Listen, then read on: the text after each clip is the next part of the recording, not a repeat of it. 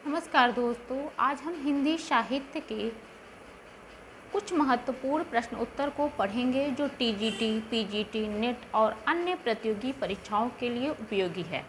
तो पहला प्रश्न है, प्रगतिशील लेखक संघ का प्रथम अधिवेशन कहाँ संपन्न हुआ? तो आपका उत्तर है लखनऊ में 1936 ईस्वी में मुंशी प्रेमचंद की अध्यक्षता में प्रगतिशील लेखक संघ का अधिवेशन संपन्न हुआ। अगला प्रश्न है, प्रयोगवाद या नई कविता का युग कब से कब माना जाता है? तो आपका उत्तर है 1943 से 1960 ईस्वी तक। आप सभी जानते हैं तारसप्तक का प्रकाशन अज्ञेय द्वारा हुआ और इसी तारसप्तक से प्रयोगवाद या नई कविता का प्रारंभ माना जाता है।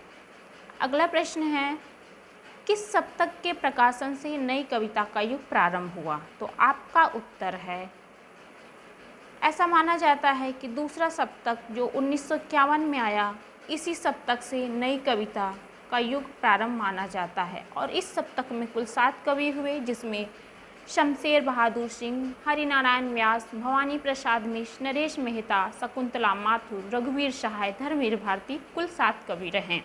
अगला प्रश्न है, नई कविता का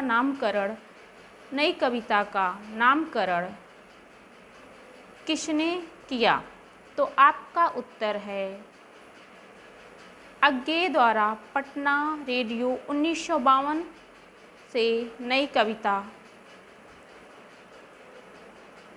का नामकरण किया गया। अगला प्रश्न है, नई कविता नामक पत्रिका का प्रकाशन किस सन से माना जाता है?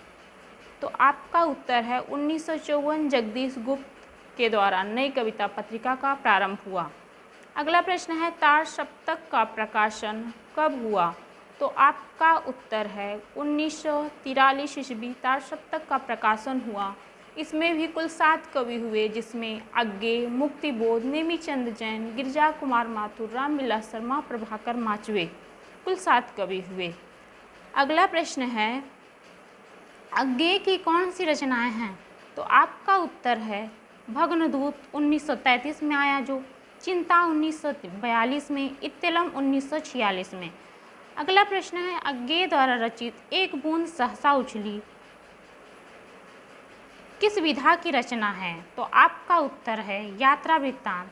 अज्ञेय द्वारा रचित यह एक बूंद सहसा उछली यात्रा वृत्तांत है। अज्ञेय ने एक और यात्रा वृत्तांत लिखा है, जिस रचना का नाम है अरे यायावर रहेगा याद। धन्यवाद। अगर वीडियो पसंद आए तो लाइक करें, चैनल को सब्सक्राइब करें और ऐसे ही महत्वपूर्ण प्रश्नों के लिए जुड़े रहें।